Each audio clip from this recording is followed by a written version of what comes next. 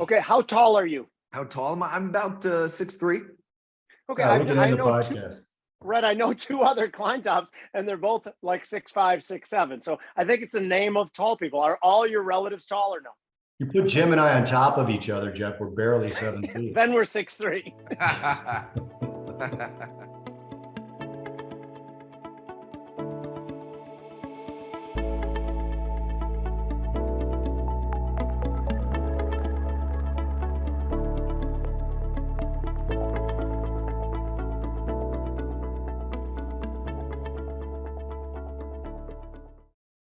So good. It's good to see you again. It's back.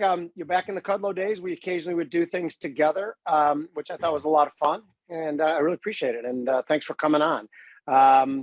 For all of you people who don't know, welcome to the Futures Edge podcast. I'm Jim Urio. As always, the brains behind the operation, Bob Iacchino. And today we have a special guest, Chief Global Investment Strategist at Charles Schwab, Jeffrey Kleintop. And by the way, one thing I always argue, and our podcast is good because we get the best guests. Case in point. Thank you for coming on, Jeffrey. Jeffrey, speed round. It's Friday night. You're going out to the bar tonight. What's your drink? Oh, man. Tonight, my drink is going to be probably carbonated iced tea. I know that's weird, but it's a big gym day for me. I haven't gotten there yet. So it's going to be late tonight at the gym. So that's what it's got to be. We're this close to being kicked off our podcast. No booze, talking about exercise, 6'3". You're doing very poorly so far. Yeah. So far, so bad, as they say. So far, so bad. I'll redeem myself somehow. Yeah, I'm sure you will. I'm sure you will.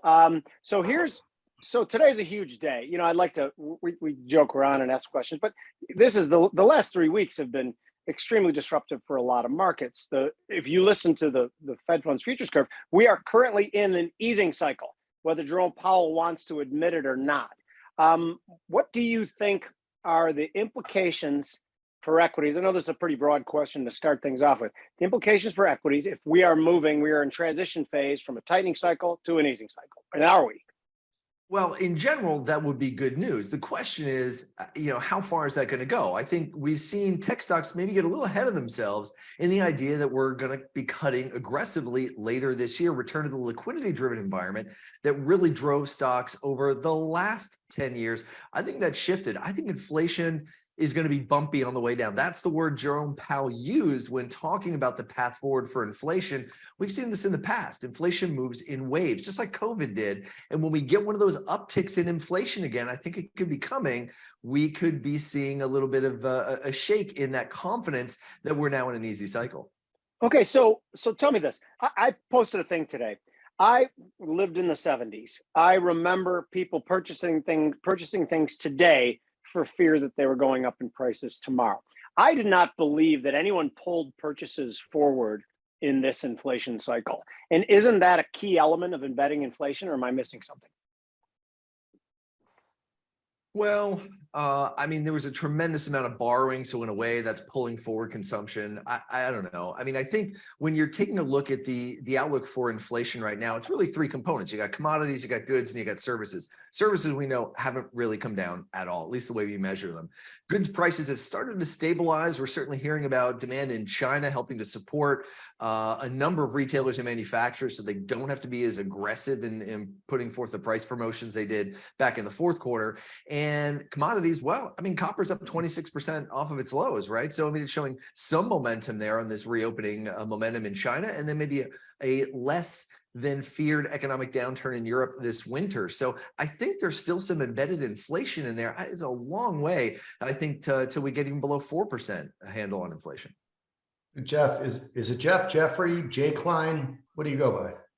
I don't hear the difference. J-Dog? Okay, good. Right. Any of those work. There's 1.6 jobs, if you believe the JOLTS numbers, 1.6 job for every unemployed American. So 1.6 to 1. Wages still at least not going down.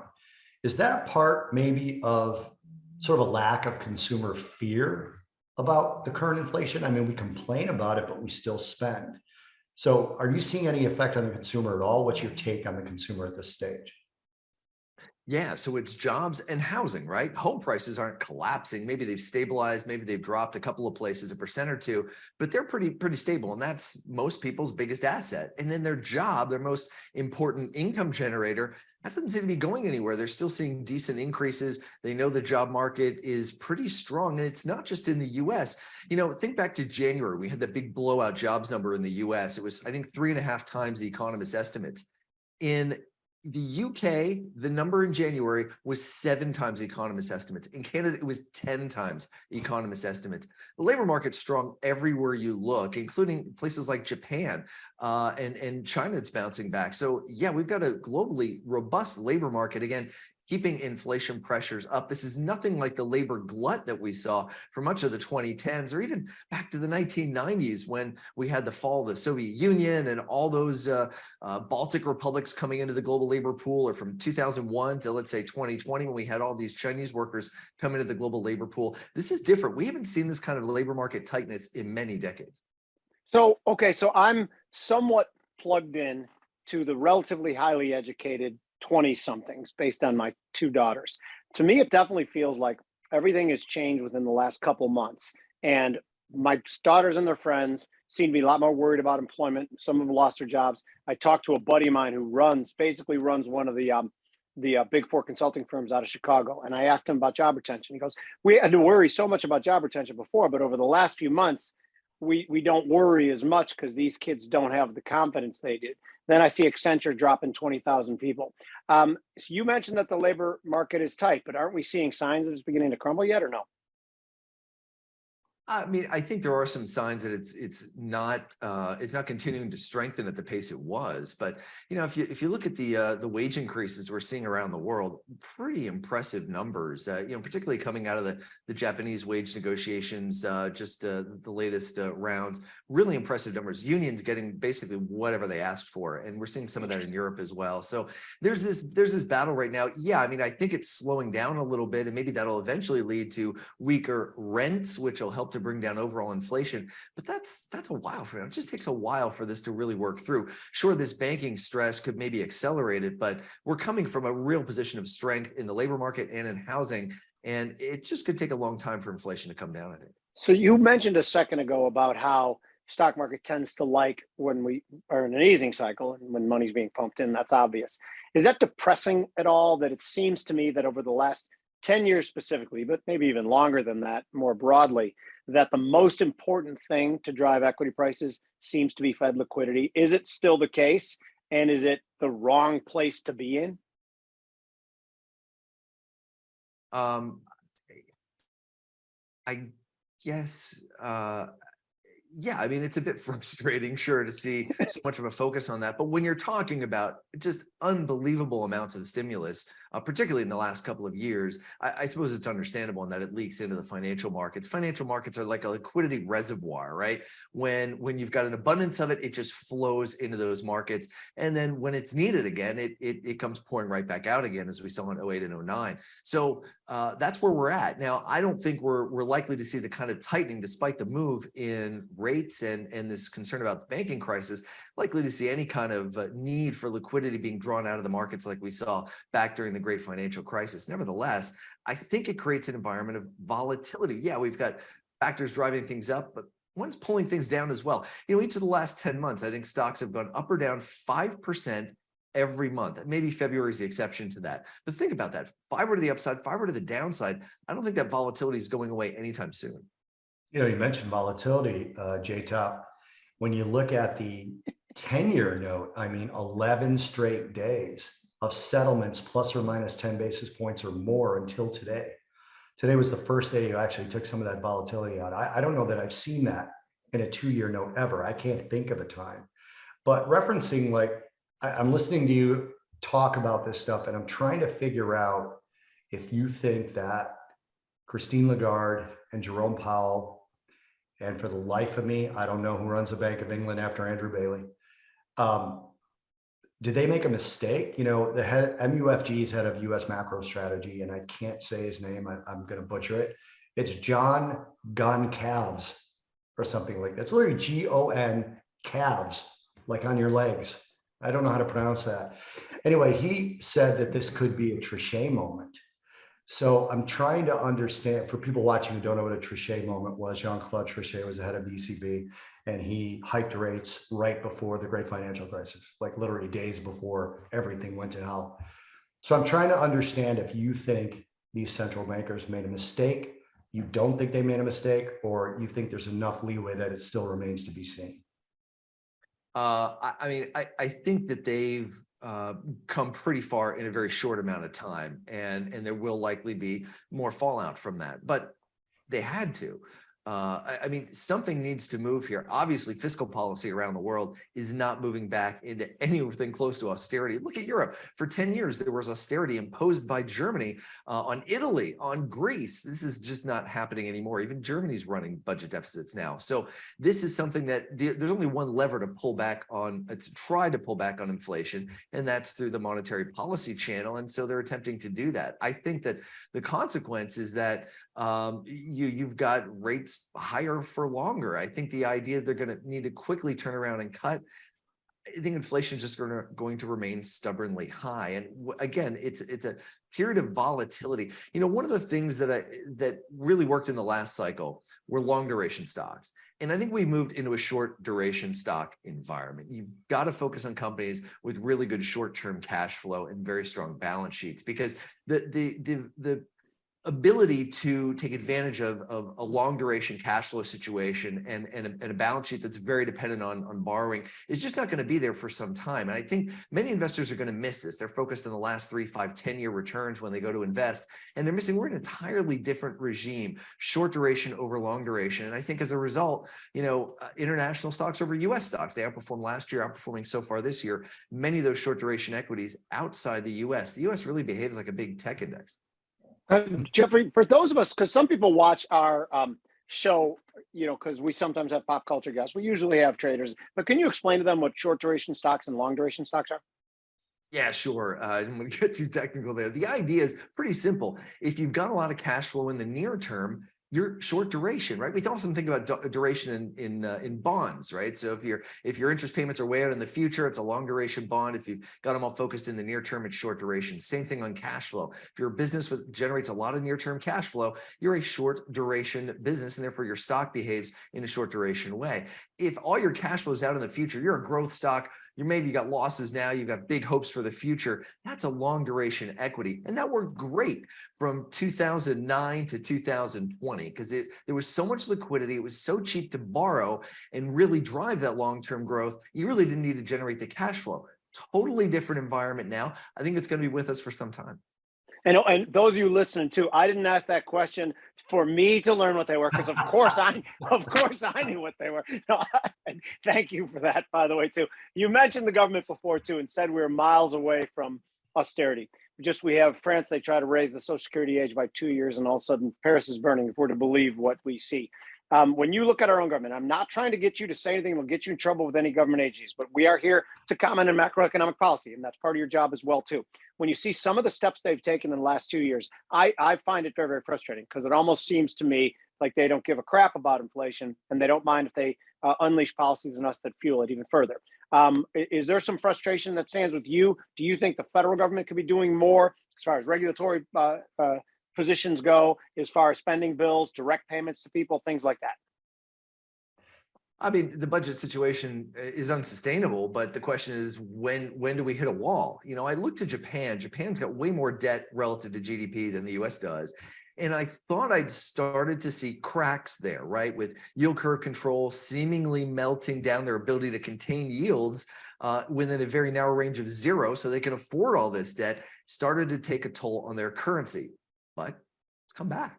So I don't know. Usually the pressure release valve when we're just spending too darn much is through the currency. And the dollar, I think, is probably at or near a peak. It's probably headed to a longer term decline, not a dramatic 1%, 2%, 3% a year or so in this cycle. But that's, I think, the gauge we need to watch out for. When the currency begins to fall more dramatically, that's a clear sign that the market has simply had enough of US borrowing at an unsustainable pace. And it still seems like we're not there. Jeff, do you think there's any way that inflation comes down where the Fed needs it to come down to prior to a recession? And the reason I ask that is because in some of the basic research that we did, we all three of us know stocks can go up during a recession. We all three know that when there's inflation, asset values rise, right? Houses go up, stocks go up, gold goes up, right? When it's all asset inflation, we all love asset inflation. We hate price inflation. But the time where stocks specifically struggle is when there's a bad economy and inflation is present. So that's what I worry about for the consumer more than anything. I mean, Jim and I have this running thing where I don't want to bash the Fed anymore. I'm bored with it. And he's like, no, bash him. I hate him. I Right. love bashing the Fed. Yeah. And I'm just like bored with it. I mean, like they have this dual mandate, speaking specifically about the FOMC, right? They have this dual mandate and we've got basically full employment. So why shouldn't they be hammering inflation? You got to crack some eggs to make an omelet, right? So from that perspective, do you think there's a possibility that inflation could come down, I don't know, 3.5% in the midst of a recession to where stocks can actually bottom in a healthy way and then actually make a run toward new highs to make everybody happy again? Well, the conditions would be pretty ugly, right? In order to get inflation tamed that quickly, what's the biggest holdout on inflation coming down? It's housing. And the way we measure it in the US is, these sort of owner equivalent rent. So you really got to get this perception of housing to crash. That's not going to feel good to anybody. If you take a look at China's reopening, I mean, that's a driver now, I think, of the return of maybe some commodity pressure, although we're not seeing it in oil, but we are seeing it in some other places. That would need to turn around sharply. A return to zero COVID lockdowns, that's not good for global growth. So I think, yeah, I mean, you could see a picture where a lot of these recent drivers of better economic growth and demand, like a more mild winter in Europe, muting the impact of the Russian-Ukraine war, were that to turn around to get unseasonably wild weather that would result in greater natural gas consumption and really pull back that economy, resulting in mandatory cutbacks in consumption. Yeah, all those scenarios are pretty ugly. I think it would take something like that to really restrain inflation from where we are now to get it anywhere close to 2% by year end. So, Jeff, when you mentioned copper before, and you mentioned metals, you're comfortable talking about metals and the the miners and things like that. I assume that's part of your purview as well. You mentioned China's twice too. So the China reopening, is this finally what we're getting now? Is that what's being reflected in copper? And there's a reason I mentioned this too. That's a little more self-serving. For since October, I've been beating the copper drum. I gave a speech in New Orleans, and you know how you get to that point where once you say it's your thing, it's like you become its greatest cheerleader as well. So that's where I am in this too. Do you like the story surrounding copper, particularly as it relates to China and maybe entering a next easing cycle? I do. China is the most challenging thing I spend my time trying to understand for a couple of decades. It's just so difficult to read. But I think the signals are clear, and they've been for some time, that China is very pro-growth, at least this year. When you take a look at their initiatives towards the housing market, they are very supportive. The recent cut in the bank reserve ratios, more supportive of that. Some of the comments they're making about the housing market, a lot of the other shifts policy-wise and regulatory-wise are really in the direction of more building this year and really focusing on residential building as opposed to infrastructure spending. That's a real plus for copper consumption. They want to drive a lot more high-end equipment exports, very copper intensive. So yeah, there's a lot going on there. I think that is supported for that particular metal, and I think in general you're going to see that across a lot of the other base metals as well. China's reopening historically has probably been more metal intensive than it will be this time, but nevertheless, it's still a key part of that. And I think the markets are still underappreciating how rapid China's reopening is. I'll just give you a couple of numbers. The box office numbers are, I don't trust a lot of Chinese government-based data, but I can tell you that if you look at box office numbers, if you look at air pollution done by US EPA tests at the consulate around China, absolutely soaring in terms of manufacturing and travel output. You look at the international flights that are being booked in and out of China, record highs. So just some of these incredible numbers we're seeing in terms of the velocity of the rebound here, I think it's being underappreciated in markets. So that, by the way, that's where you tune into the Futures Edge podcast, because that's the value added shit we're talking about, how to measure China without looking at their bullshit numbers. Thank you for that, Jeffrey. Also, the story on copper too, that I think domestically is even if we start to go into recession or recessionary type, characteristics, there's still this evolution of copper, of decarbonization moving towards the green economy. So we could even still see increase for demand for copper, even if we start to slow down, correct? That's huge. And I think another thing being what's the word? Just huge numbers. Friday here. afternoon, just throw whatever word you want. My Yeah. God, it's not so being hard. fucking counted. That's what we say. It's Right. not being fucking counted. Go ahead. That works. That works. Hashtag not being counted. So this is incredible. If you take a look at even in Europe, what they're spending on these green tech initiatives and sort of the re-electrification of everything, it's absolutely amazing the amount of money. I actually think the bubble of this cycle could be in that type of thing where you've got absolutely so much money, government money currently being poured in. You've got these, what used to be long duration stocks in the green space, really becoming short duration stocks because the amount of money that's pouring in, they eventually get over their skis maybe 5-10 years from now. But I think, yeah, that's a huge driver and one of the other things the market's not spending as much time on. So you are confident in China's reopening. I've been looking at China's reopening kind of like George Foreman's comeback. Like, yeah, he's winning, but it's not the old George Foreman. I mean, China, it's been so slow. We've all been anticipating this sort of, I'm a crude oil guy, right? That's what I trade more than anything else. And I keep waiting for that increase. Even OPEC expects their demand to increase by 2.3% next year, but they threw a caveat in there that it hasn't started yet, and they're worried about the demand side of things. So are you confident that they're going to get back to past China economic glory?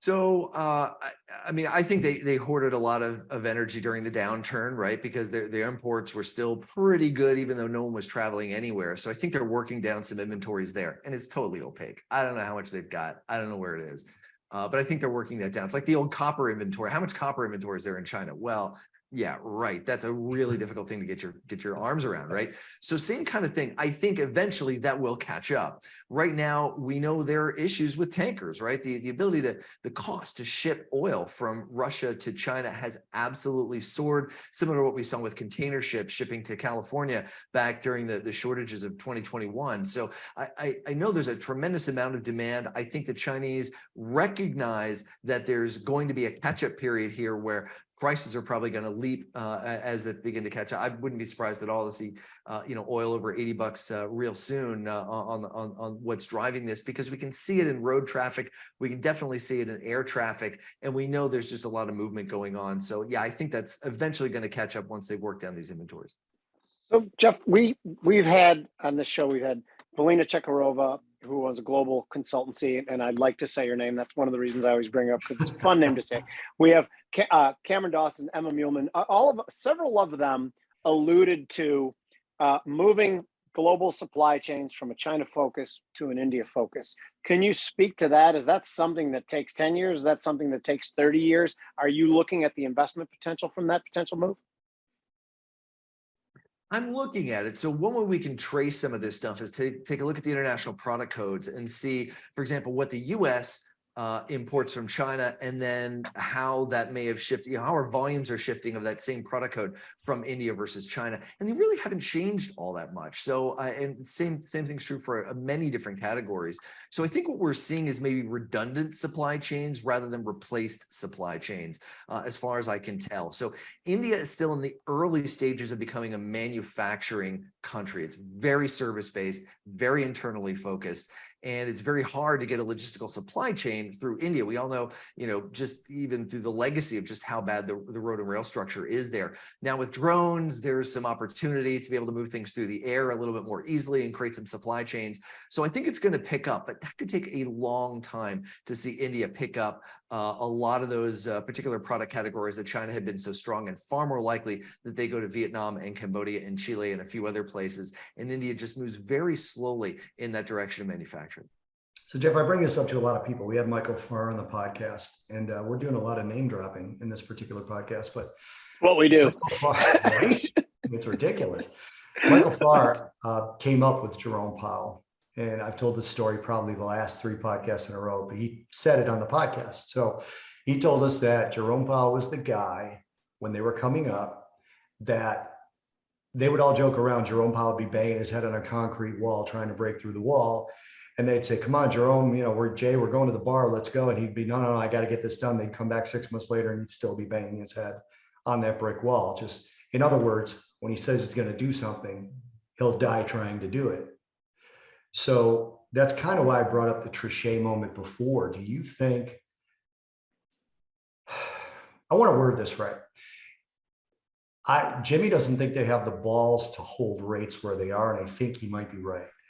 I don't look at the markets, what the market is pricing in is correct, because 14 days ago it was a 50 basis point rate hike and no moves until November, right? And now it's shifted into a rate cut regime. Jerome Powell even said in his statement and in the press conference, I don't see us cutting rates this year. What do you see on the horizon that might back him up and also that might kind of fly in his face? Well, I've talked about these waves of inflation that I'm expecting, and for many different reasons. I think over the course of this year, we're going to see some ups and downs there, trending lower maybe, but still way too stubbornly high for anyone to really believe that we're going to be seeing cuts. That said, could this financial could a crisis at a few banks turn into a banking crisis and turn things down more sharply, that they would need to, in the end, you can try and separate financial stability from monetary policy, but in the end game, they're the same. And so if we get to the end game, then ultimately they do have to cut rates and probably do so aggressively.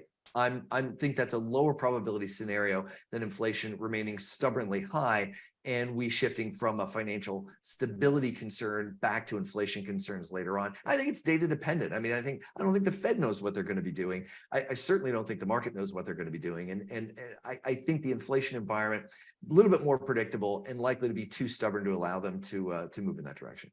So the Fed funds futures curve says 100 basis points of easing by the end of the year. You disregard that? You think that's bullshit? I'm not our Fed watcher here at Schwab. That's Liz Ann Saunders or Kathy Jones, who cover the U.S. in more detail. She's but great. We collectively, I think we're of the belief that no, very unlikely to see rate cuts this year. Bobby, you got anything? Yeah, I'm glad you brought up Liz Ann because she's kind of my Zen master. I use her tweets. I mean, we don't know each other, but I use her tweets at like dinner parties and gatherings to make people think that I'm way smarter than I am. For example, she recently tweeted that, this is kind of a weird question, dude, but she recently tweeted that the statements have started shrinking in word count, that the peak word count in the Fed official statements were Bernanke and Yellen, and now they're going down. Hold on, what do you mean? What's that? The amount of words that they're saying. Yeah, the amount of words that they're saying. Okay, yeah. So, do I have it here?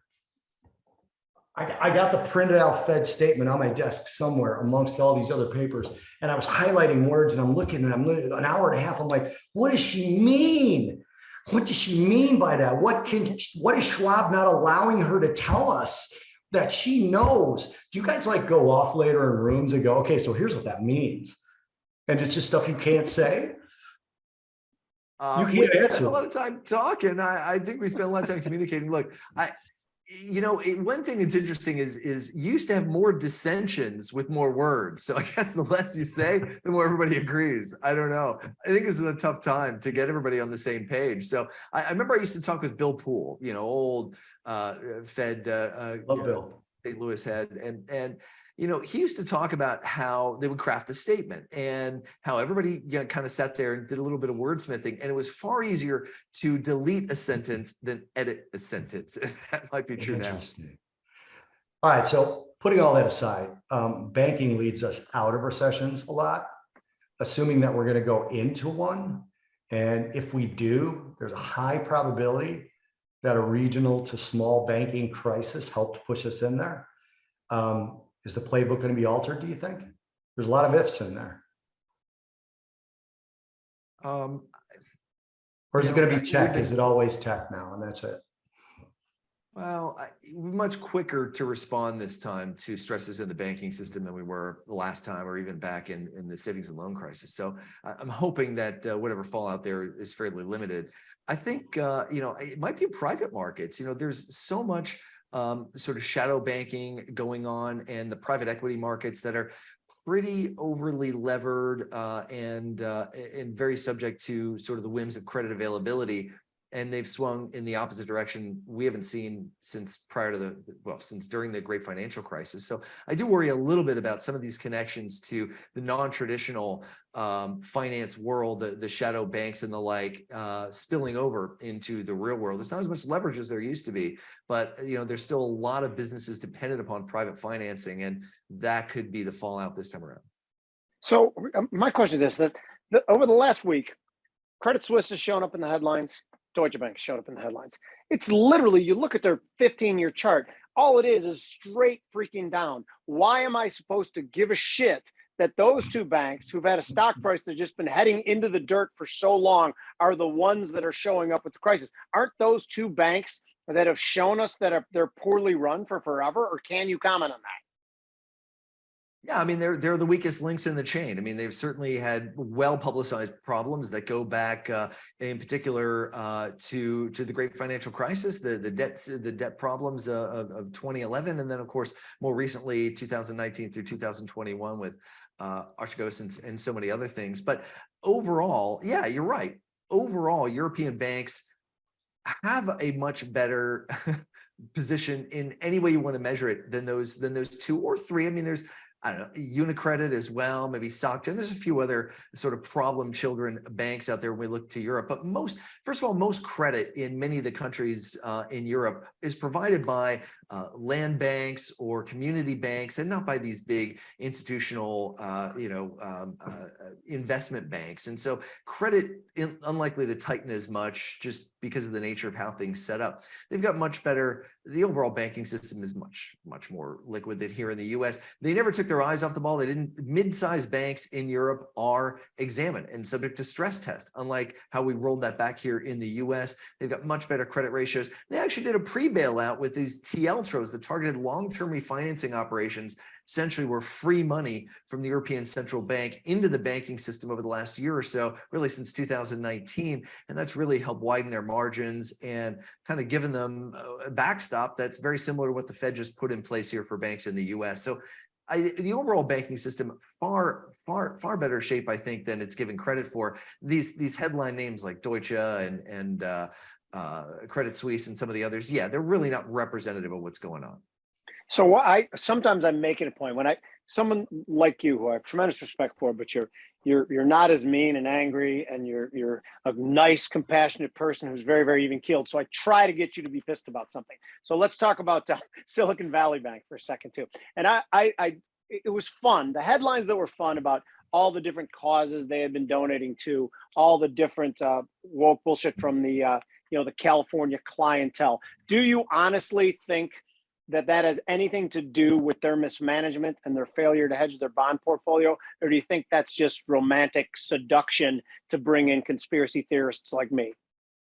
I mean, I think community reinvestment is something that, these lenders engage in, and there's different ways in which they all do that. I think, the bottom line is a massive duration mismatch. That's always seems to be the case with these issues. And I mean, I think that's kind of a separate issue. I would say that there are so many banks in the U.S. and so many of them are managed completely differently. I mean, SVB, you take a look at it almost in any chart you want to plot it on. It's just a crazy outlier. I think what bothers me is that things weren't tightened up, that we were allowing a lot of these mid-sized banks to not be subject to stress tests, not be subject to LQR and a bunch of other liquidity ratios that really would have helped here and rein in some of their behavior.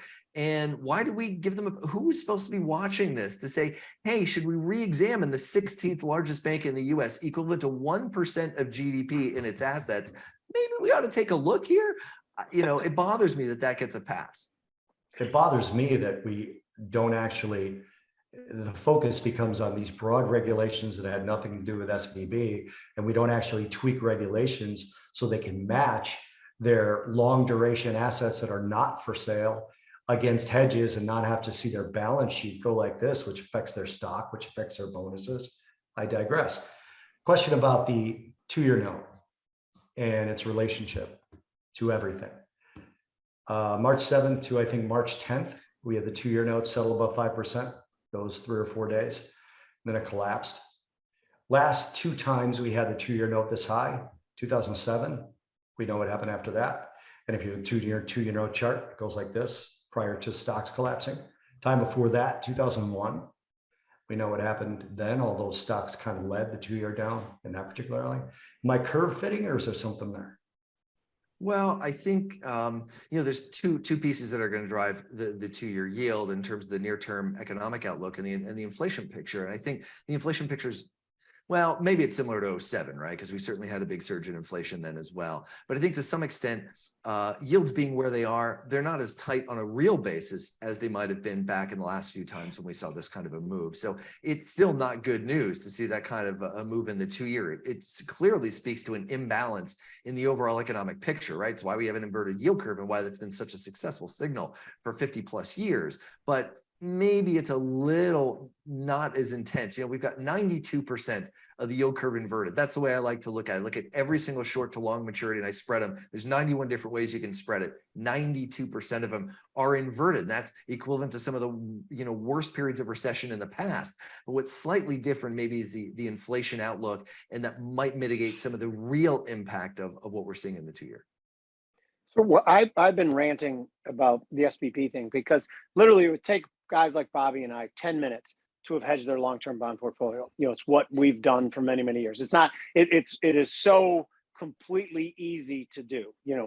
So my question is this, I guess, is that, are we to believe that there's many other banks that didn't see the signals, didn't hedge their long-term, because I do it for a lot of banks. You buy a 10-year put spread. It's easy as hell. Is this a systemic thing, or is this just idiosyncratic of a certain couple moronic players that mismanage their portfolios? We don't know. That's a big problem. We don't know how much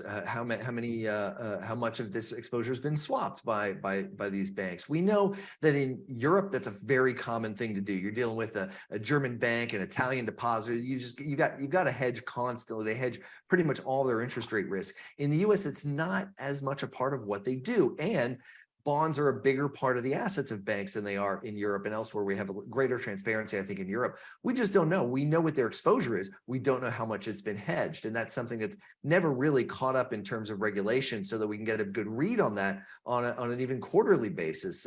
We get these quarterly reports from the FDIC. They really don't get into that. And so it's a little bit of an unknown. So just a quick little aside too. I had Royal Bank of Canada was a client of mine for many, many years, but it's been about 10 years. So I think I can actually speak to it. But it was so funny because they had such tight risk controls, and the guys I talked to manage their risk, like it'd literally be a thing that couldn't possibly happen. There'd be an unemployment number come out and the phone would ring, and I'd pick it up and be like, I love your risk manager because he's about to make you do a 20,000 lot trade with me that you're going to just pay away a tick and just to have your insurance on. So I don't know if they still have a reputation of being one of the, we might have lost them. Still do, but they certainly were. My question though to you though, to get away from that for a second, is that you look at the next 5 years, your investment strategy. What sectors do you think will do well in the environment that you perceive? So when we think about investing right now, we have shied away from talking about sectors because, you look over the last year, what's it been? Energy. There's been not a whole lot of breadth in terms of sector outperformance. Again, focusing on the characteristics rather than sectors. And that's where I get to the short duration theme. When I look at the bottom 20% of companies ranked by price to free cash flow, I can find stocks in every sector. But those stocks in every sector are the ones that are outperforming in those sectors. So that's what I've been focused on. Where can you find, there's more of them in value-oriented sectors because it's a value characteristic, right? So I think value likely to outperform growth. And I think, again, you see it internationally more than in the US. International benchmarks have more in financials and energy and other short duration stocks than what you find in the US, which is more tech and healthcare dominated. So I think we turned this cycle and we're flipping back to an environment that we had maybe back in the early 2000s, where we had outperformance by short duration and international equities. And again, this is going to put you in a value box as opposed to growth. Jeff, do you guys ever look at the age of the C-suite? And here's why I asked that. Oh God, probably an ageism question. I'm sorry. No, I was looking recently at an article, and I don't know the validity of this statistic, but I'm going to say it with that caveat in there, with that disclaimer. It said 37% of S&P 500 chief investment officers or chief financial officers are 40 and under. And when I looked at that, I thought to myself, well, there were 20 the last time money had a cost. And then Bridgewater has now a 37-year-old co-chief investment officer, and this particular person was 17 the last time money had a cost to it. And I wonder if that matters. Is that ever something you guys look at? I mean, you obviously, if you're going to recommend something, you look at the makeup of the C-suite to a certain degree. I gotta say, I haven't really thought much about that. It's an interesting thought. I mean, I suppose there's institutional memory in a lot of these firms that have, gone through these environments. I mean, many of these companies have been around a long time. Some haven't, though. I mean, right? You're talking about not just the age of the CEOs and the CFOs, but the age of the companies themselves. How long have they been public entities? Many of these stocks that make up a big share of the market cap weighted indices are pretty young as well. So, interesting thought. Would I be wrong in saying that there might be a correlation between short duration and the age of the company? Not something I've ever looked at, but I would guess a company that makes money probably is a little more well-established. Probably, yeah, there probably is a connection to that. That's interesting. Certainly would, their balance sheets are likely to be more cash rich. So yeah, I would say there probably is a correlation. You guys can hire us as consultants at Schwab too. We're expensive, but we're worth it. We give you shit like that. So. Clearly, yeah, brilliant ideas here. Okay, good. What else, Bobby? What else do you want to talk about before we? Yeah, I got one last thing for you, and understanding that you're not the Fed watcher, but maybe you can throw this out to Ms. Jones and Ms. Saunders. What do you guys feel, not as a firm, but individually? So I'm only asking you about an automatic tailor rule. If the Fed were only responsible for liquidity, crises, and regulation, which set an automatic tailor rule. Is that something you see as doable, smart, stupid? How do you feel about that? I don't know. I tell you, I'm not sure there's a central bank around the world that's figured out how to do any of this stuff. I think the real purpose of what they, I remember I was at an event, this is years ago now, and on stage Yellen was chair at the time. Bernanke was on stage, Greenspan, and actually Greenspan was there by video, and Volcker, they were all there. And the question was, how good do you think you are at doing your job? And Janet Yellen gave, she was chair at the time, and just, give a very boilerplate answer. Bernanke said that word for word. Greenspan kind of went off on something. I can't remember what, productivity stats or something. And Volcker, who wasn't even looking at them, he was he was facing the other direction, staring off into space. He turned around and said, look, we had recessions and inflation before the Fed. We'll have recessions and inflation after the Fed. We're here to just try and clean up the mess. And I thought that's probably the best role for a central bank, to let things happen as they need to happen and then provide liquidity when it's necessary. Yeah, so I guess they can clean up messes they've caused. They're pretty good at that, but go ahead. Okay, big name dropping about to happen here. So 2 weeks ago, I was on with Larry on his Fox Business show, and right before me was Taylor of the Taylor Rule, and they were discussing it. And then I came on afterwards, and Larry asked me to comment on what John Taylor had said. And I said, it's not a comfortable position for me to be disagreeing with him, but here's what I think he's missing. And I want both you guys to comment on this. Jeffy first. I said, here's what he's missing, is that for 30 years, you can map it out, that I believe there's this unholy relationship between the Federal Reserve and the federal government, starting basically back in the 80s, where inflation was broken, the interest rates went down, companies started making a lot of money, the government started instituting more taxes, more regulations, because they get jealous of it, so rates go down again, more taxes, more regulations, rates go down again. And if you look at every measure of rates from the 90s to now, went down, straight down. So my point is that I don't believe our economy broadly can exist and function as we hope it would if rates are left to go organically, which then condemns us to this low rates, build up, bust, as rates try to adjust, low rates again. Am I onto something here? And I thought John Taylor's wrong. We can't go to 6% in the Fed funds. Everything will break apart and quickly. Yeah, that's right. So we're in a box on rates, and that's where I see, the pressure release valve as the currency. So what happens when the dollar begins to reflect some of this stuff and begins to progress down at a material pace? That'll be interesting to see. Obviously, it means higher inflation. It's definitely an economic drag. So yeah, that's that's the big long-term question. How do we get to anything that would seem like a normal interest rate when we've got this much leverage into the financial system? I don't see it. And Bobby, what I'm saying is that the equation has changed. Do you agree with that? I do think it's changed. And I think it's pretty complex at this point. My curiosity falls to, okay, so we had inflation at 2.8%, and the Fed said it's transitory. And then it went to 4, and they said it's still transitory. Then it went to 9, and they said maybe it's not so transitory. And at that point, the Taylor rule, an automatic Taylor rule, would have been slowly rising the Fed funds rate up the whole time. Now, I have no idea if it would work or not. I didn't know if the vaccines would work or not either. But there's always these experiments that go on. So I think about it from that perspective. Jeff, I'm a big fan of self-driving cars. I can't wait till they happen. And a lot of people are like, oh, I wouldn't trust a computer to drive a car. Well, I trust a rice cooker to make my rice better than I can. And, there's all these things that I think the human race can look at things and say, okay, a self-driving car will probably have fewer drunk driving accidents than humans will. And so everywhere I think that an automatic system might work, I would just like to see them try it, and then just leave the Fed there to see, okay, SVB needs money, no problem, let's figure that out. Or, we need TARP. We never needed TARP, but whatever. Taking care of these messes that happen that they're not necessarily partially responsible for. So I don't know. I agree, Jimmy, that it's changed. It's definitely a more complex relationship, but I think they're part of the reason it's become more complex. But also, before Jeff answers, though, part of the whole Taylor rule thing is that CPI is not a bullshit indicator and is actually giving us the real story.